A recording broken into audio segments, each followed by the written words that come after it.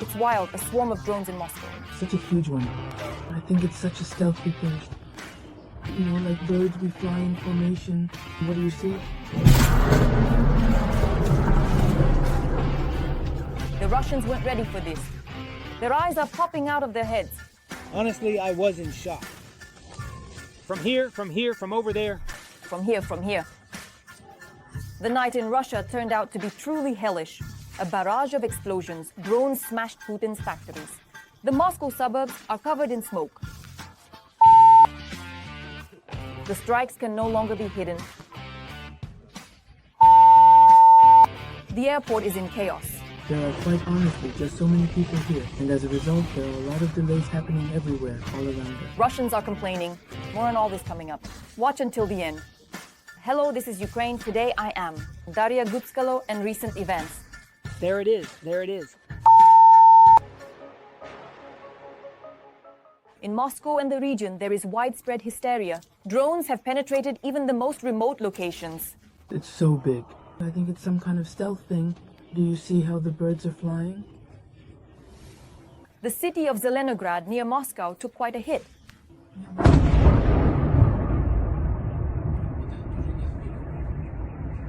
Unbelievable. All our cars are in the parking lots. There are even people here, you hear?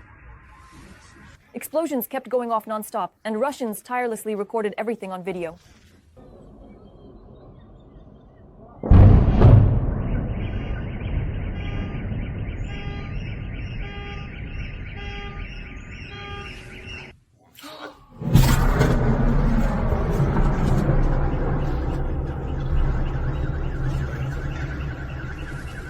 The loud sounds of explosions woke up the residents of Zelenograd around 4 in the morning.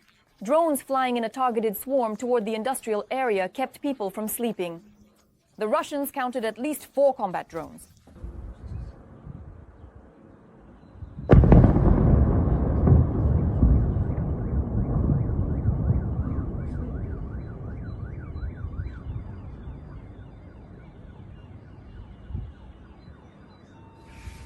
Right after the powerful explosion, locals leaked information that the drones had destroyed the Elma Technopark.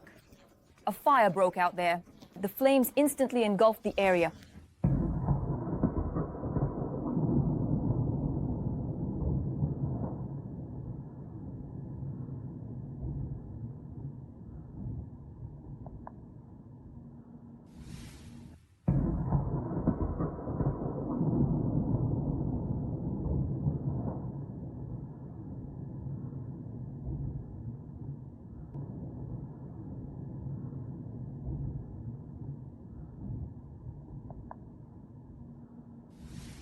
Local social media pages are literally flooded with footage from the site of the strike.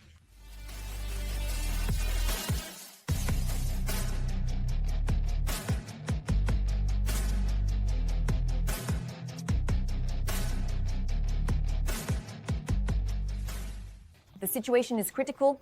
The mayor of Moscow, Sobyanin, is already assuring everyone that there is no serious damage. Take a look at what is really happening there.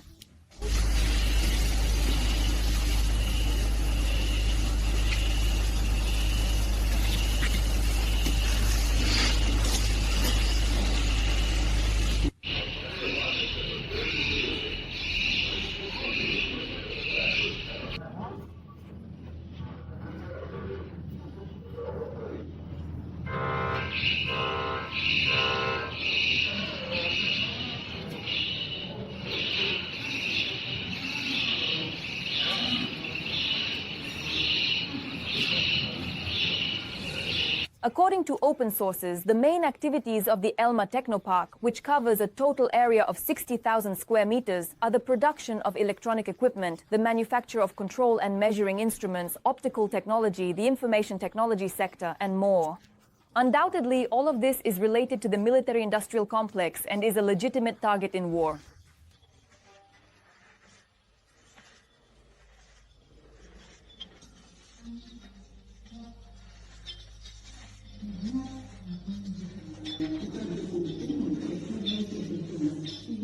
You are welcome to communicate with our unions at any time if you have questions, concerns, or suggestions. Our unions are here to listen, support you, and help address any issues you may encounter during your experience with us. They don't really consider me at all. And in turn, I don't consider them either. I don't consider that I don't consider.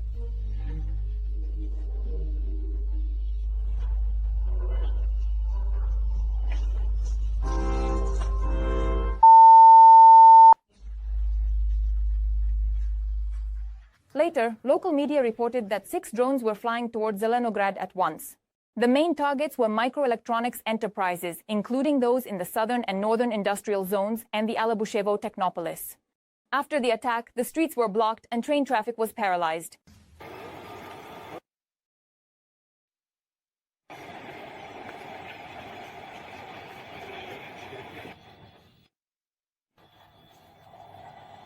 So that both of your friends would get caught too. At the Kryukovo depot, train cars were damaged and there is a huge crater at the impact site.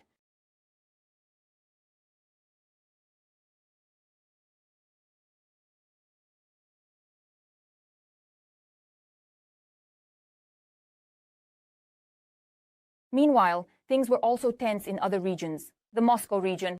These are the sounds Russians heard all night instead of lullabies.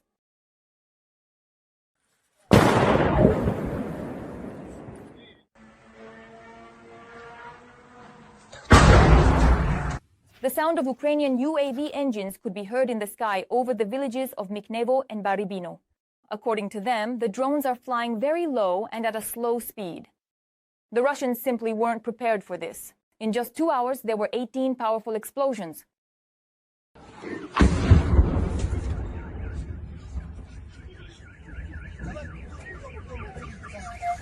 The night and morning were hellish in the Moscow suburb of Dubna. The Russians were genuinely surprised, wondering where the drones were headed. It's flying. There it is. Where are you going? No way. There it is. There it is. The target of the UAVs was the Kronstadt, Russian drone development company.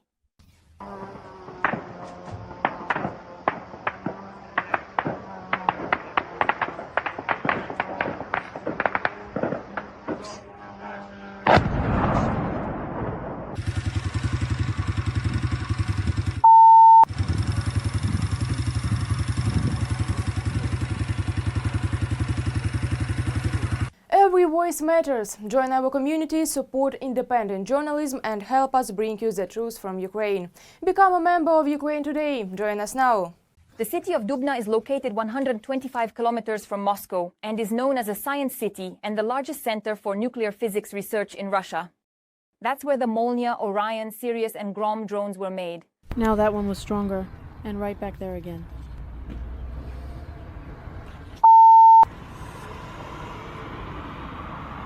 They shoot down the bigger aircraft-type drones with missiles.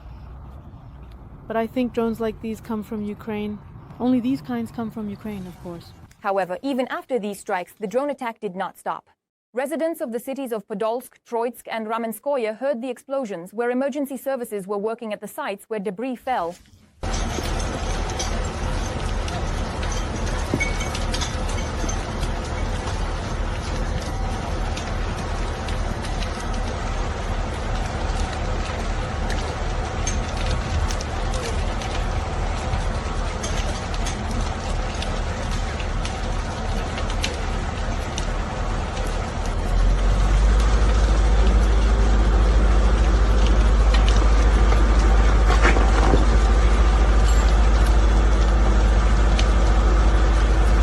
The explosions that night also rocked the Ryazan region. These scenes are blowing up on social media.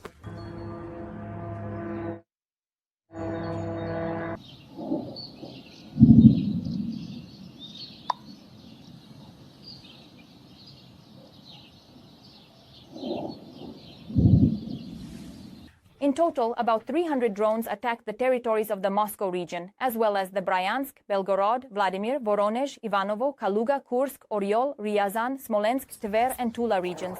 Iskrechin simply...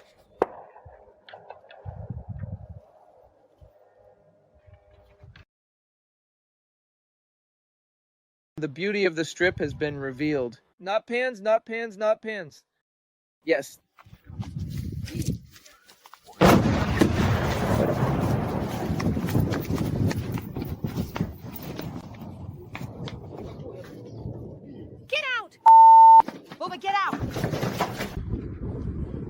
something just fell here. This is just crazy.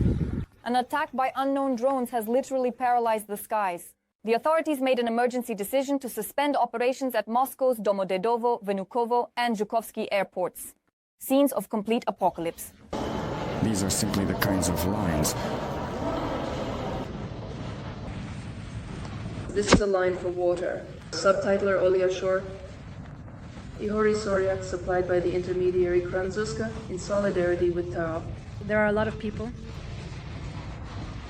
There are a lot of delays. Things aren't going well for Russians on the front either. The Ukrainian armed forces are powerfully striking the occupiers on all flanks, advancing and causing the enemy to falter under the blows of our defenders. More details about the situation on the hottest sections of the front in the following report. In the Vovchansk direction, the reconnaissance and strike groups of the HAR brigade destroyed the occupiers' vehicles, artillery, and drone launch sites. Observation posts and enemy firing positions were also hit by drone operators and mortar crews. The Russians try every day to break through to the defenders' positions in Vovchansk, advancing literally over the bodies of their own soldiers. They move forward in small groups, hiding behind the ruins of buildings. In these harrowing shots, you can see the explosions that destroyed the city and what remains of it now. Every stretch of land is being defended, among others, by the soldiers of the 57th Separate Motorized Infantry Brigade named after Koshovyi Otaman Kost Hodienko. Mine. In just a minute, they deploy and shells are fired at the occupiers. A successful hit takes out an enemy assault group, stops their vehicles, and destroys their shelters. Thousands of mines have already passed through the hands of the Wolfhound Battalion's combat crew, who are fighting the enemy as part of the 57th Brigade. The main goal is when you stop them. When you realize they're coming at your own guys who are up front, you start firing, and they understand there's no point in going further and don't come back. That, to me, seems like the very best thing there is. In the Kharkiv region, in addition to the usual vans, trucks, and motorcycles, the pilots of the Phoenix unit have destroyed camouflaged enemy tanks and a dozen occupiers. For drone operators, there are no impossible targets.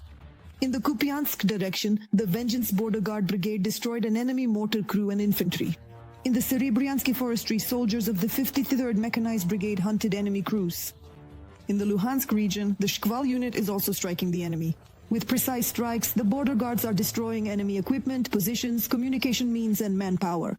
They are also intercepting enemy UAVs.